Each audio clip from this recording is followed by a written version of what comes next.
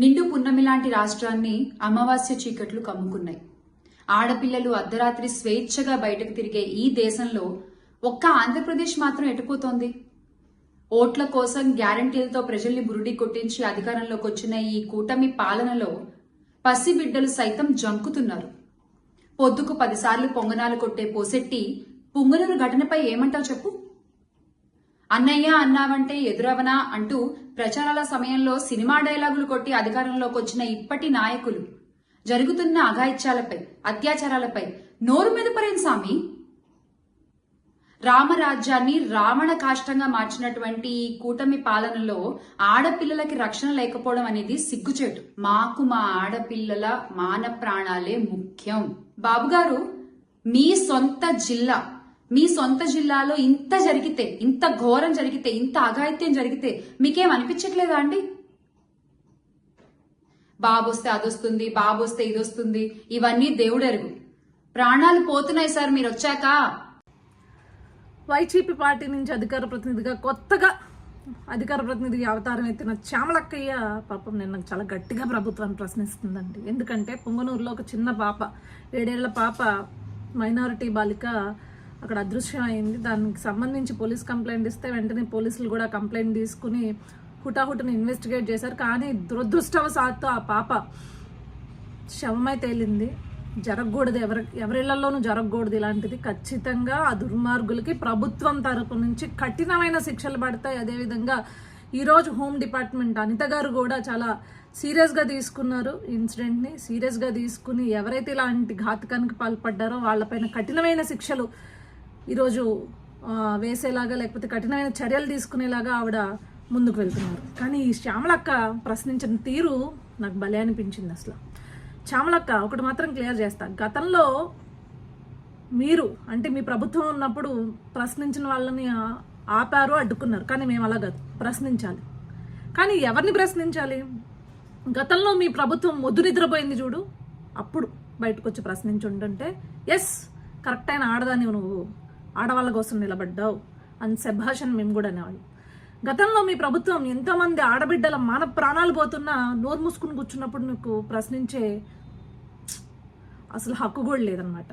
అంటే నీ పరిస్థితి ఎలా ఉందంటే అత్రపు పిల్లి కొడుకుంటే అత్తమెల్లో తాలిగట్టాడంట, అలా ఉంది. కొత్త పదం వచ్చిన వెంటనే పాపము ఏదో మాట్లాడేయాలని చెప్పేసి మన ఘనమైన గత చరిత్రను మర్చిపోతే ఎట్లక్క. 4 ఇన్సిడెంట్స్ చెప్తాను అక్క. ఎంతోమంది ఆడబిడ్డలు మాన ప్రాణాలు కోల్పోయారు గత ప్రభుత్వంలో, అంటే గత 5 ఏళ్లలో. దాంట్లో ఒక్క 4 ఇన్సిడెంట్స్ చెప్తా. ఏ రోజు నువ్వు వచ్చి మాట్లాడావో నాకు ఒకసారి బయటకు వచ్చి చెప్పు. గతంలో మొత్తం రాష్ట్రం మొత్తం కూడా స్వతంత్రం వచ్చిందని చెప్పేసి సంబరాలు చేసుకుంటుంటే స్వతంత్ర దినోత్సవం రోజున నడి రోడ్డు పైన రమేశ్వరి అనే అమ్మాయిని పొడిచి చంపేశాడు అక్క ఒకడు.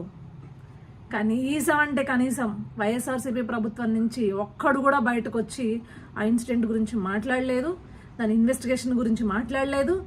ఎవడైతే చేశాడో, నేరం చేశాడో ఆ నిందితుడికి కఠినమైన శిక్షలు వేస్తామని కూడా కనీసం చెప్పలేదు. ఆఖరికి ప్రతిపక్ష నాయకులు వెళ్ళి పరామర్శించడానికి వెళ్దాము అనుకుంటే ఆపిన ప్రభుత్వం అక్క మీది. ఆ రోజు ఎందుకు బయటకు వచ్చి ఒక ట్వీట్ కూడా ఇలా, అప్పుడు ఆ ఆడబిడ్డది మానం కాదా, ఆడబిడ్డది ప్రాణం కాదా, అడిగిపోయావు అప్పుడు.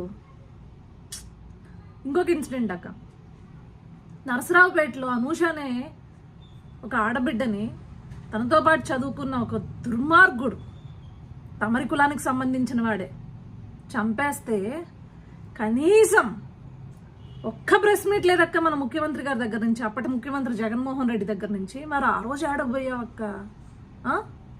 ఆ రోజు మొద్దు నిద్రపోతుంది కదక్క ప్రభుత్వం, అప్పుడు ఎందుకు రాలేదక్క బయటకు ప్రశ్నించడానికి?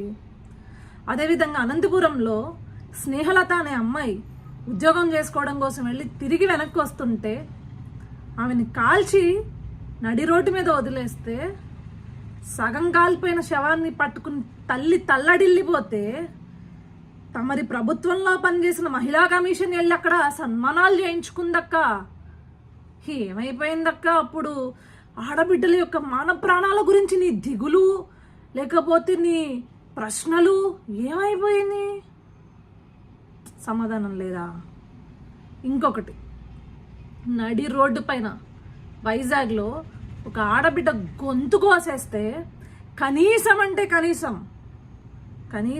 కనీసం తమరి ప్రభుత్వంలో ఉన్న మహిళా మంత్రులు ఏ రోజు బయటకు వచ్చి మాట్లాడలేదు రాష్ట్రంలో ఇలా పరిస్థితి ఉంది, ఇలాంటివి చేస్తే కఠినమైన శిక్షలు పడతాయని చెప్పేసి ఏ రోజు కూడా కనీసం అంటే రెస్పాండ్ కూడా అవ్వలేదు కదా అక్క. మరి ఆ రోజు ఆడికి పోయావు అక్క? ఇలాంటి ఇన్సిడెంట్స్ గత 5 ఏళ్లలో కొన్ని వేల ఇన్సిడెంట్స్ ఉన్నాయి, వేల మంది ఆడబిడ్డల ప్రాణాలు పోయాయి. దానికి సమాధానం చెప్పండి అంటే కనీసం మళ్ళీ చెప్తున్నా, బయటకు వచ్చి దాని గురించి చెప్పిన నాదుడే లేడు కదా ప్రభుత్వం నుంచి. మరి ఆ రోజు ఎందుకు ప్రశ్నించలేదు, ఈ రోజు ఎందుకు ప్రశ్నిస్తున్నావు? ప్రశ్నించాలి. ఎవరిని ప్రశ్నించాలి? ముద్దునిద్రపోతున్న ప్రభుత్వాలని ప్రశ్నించు, అదేవిధంగా అలసత్వం వహిస్తున్న అధికారులను ప్రశ్నించు, పని చేసే వాళ్ళని కాదు. పని చేసే వాళ్ళని ప్రశ్నిస్తే రాజకీయం చేసినట్లు ఉంటుందన్నమాట.